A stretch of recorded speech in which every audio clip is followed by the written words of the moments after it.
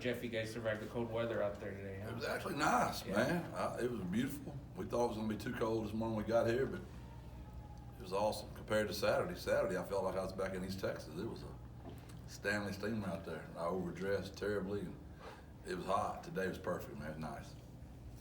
Jeff, we never talked after the Tulane game to get your thoughts on kind of watching the film and what stood out about that one. Is there anything that caught your eye when you reviewed that game of what you guys learned about this team? Greg, can we? We just never did it. I mean, like, I got like an injury, a scab about 2.5 weeks ago, and nothing worse like, when you knock a scab off, it's like 2.5 weeks old. Since Greg wants to knock the scab off, we'll knock it off. It's unbelievable how hard we played, and it's just disappointing, honestly. We really played well, except for about 4 plays. And it's hard to put your finger on why that happens, except that was a really good football team, and we just didn't play as well as we wanted to. There's always calls you wish you had back. There's always stuff as a coach you do that you regret, especially when it doesn't work. So there's that list of things that I'd care not to just put on video.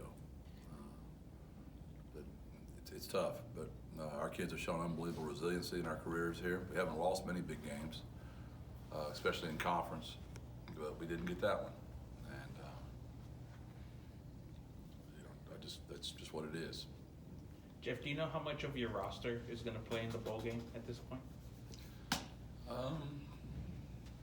We think we're going to be,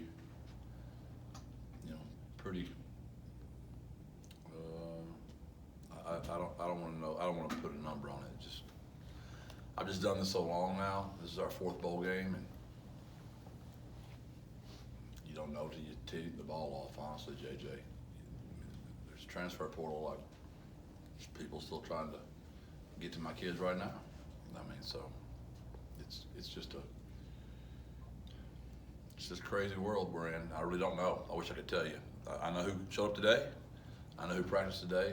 And if all those guys are out there, we're going to be in good shape. But we still got 8 days left for the game. Looking at Marshall, they've had their quarterback is in the portal, and they've had some other players. So how does that change the way you guys prepare for them, knowing that they will look different? Just that. We're just trying to guess what that's going to look like, what their lineup's going to look like. And same with them. They don't know. We got guys in the portal too. They don't know who's going to play, who's not going to play. Just because you're in the portal doesn't mean you're not playing. You got to have a team. You got to go play. So there's going to be guys that are in the portal playing in the game. So I wouldn't read too much into that. Now, if they say they're not playing, I would take that. So it's just crazy. It's our 4th year in a bowl, and it's been crazy every year we've done it, like crazy, and just keeps getting crazier every year. Are these bowl practices like elevated to the stratosphere, even more important than ever because of the way the world is right now with college ball? I think we're just used to it more. Like, there was a day, when you coached that there was no thought of somebody not playing, and then opting out became a big deal, and then transfer portal became a big deal, and then you throw in COVID in there for a couple of years in a row, and just bowls have just taken on a whole new way of looking at it. So it's important for us. There's only a few things left in this program that we haven't done, and this is one of those things we haven't done. So for us, it takes on a level of importance that's probably more than most programs, because I don't know how many schools there are playing in the bowls that are playing for their first bowl win in the history of their school. I would imagine we're the only one, but I'd hate to speak on that. I'm sure Greg will point that out if I'm wrong here soon.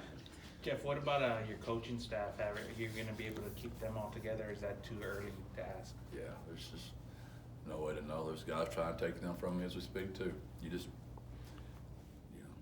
You coach thinking you had people for a while. I'll take it one game at a time now, not even a year at a time anymore. You just take it one game at a time. Like, hey, got to coach that guy for a game. You got to have that roster for a game. Let's see who we got this week. It is what it is. Coach, when you're preparing for a bowl game as opposed to like a regular week, you have so much longer to prepare. Do you almost treat it like you would like a season opener when it comes to your preparation and how you go about practices and organizing practices and stuff like that, or do you treat it as its own little entity? Yeah, I think bowls are a little different. Just because you're at the end of the year and you know who your players are, you know who your two deep is. Some things that are different, like for example, we had some freshmen that we were making sure got their red shirts. So we got them in 4 games. You get to bowls, they can come back and play. So you pick up a little depth in your special teams rosters. That's a little different. You're rewarding the kids. You don't want to, there's an excitement level up to that first game, and where you're at the end of the year. Like today, we talked about, just decision fatigue. Like an average person makes 35,000 decisions in a day.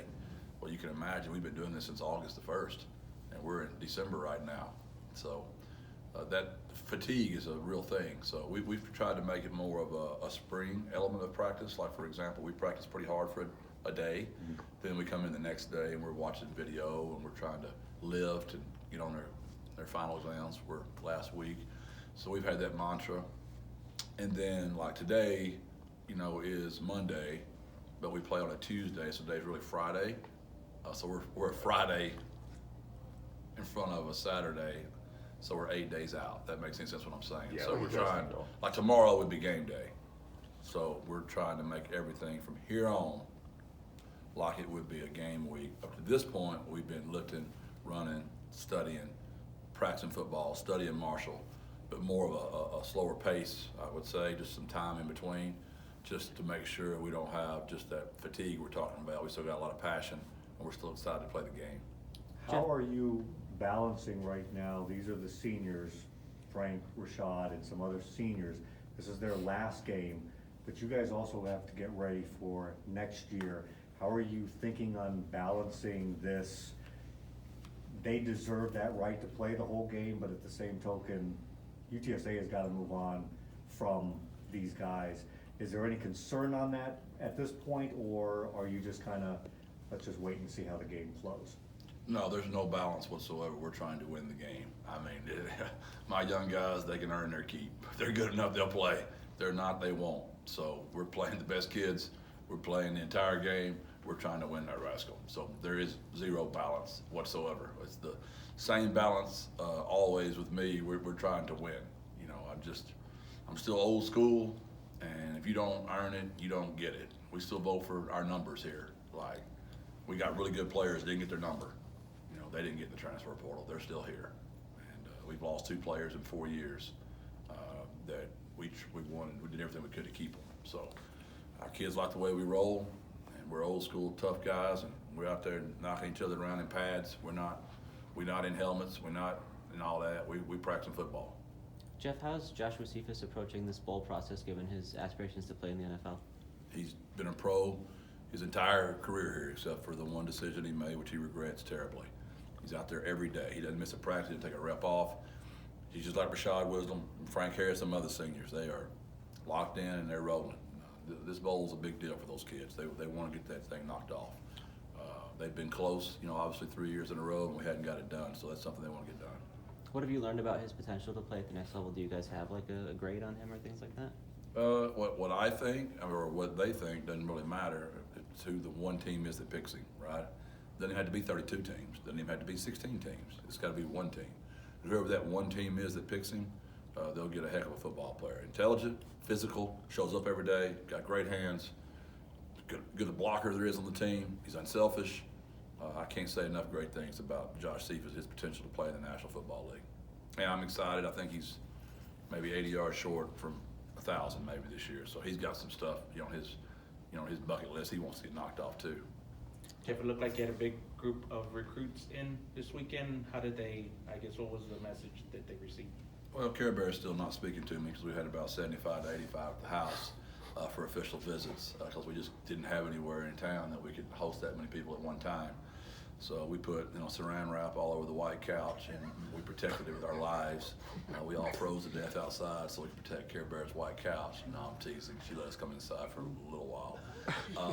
It was great. The level of recruits we've got right now on campus is incredible. They know we have a really good football team. They know San Antonio's a great place. And we've been winning a lot of football games, so that helps. So we're really excited about it. We'll see how many of these guys we can sign. But we're working our tails off. Because our bowl game got bumped up, we had to cram 2 weekends into one weekend. which is why the number was so high at one time. We got them all week long, just trying to get it done before we leave. You know, we'll pull out for Frisco Friday. You have recruits in this week? All week, Yeah. all week. So that's some of those guys out there right now are the new group. The old group was here, you know, in the weekend.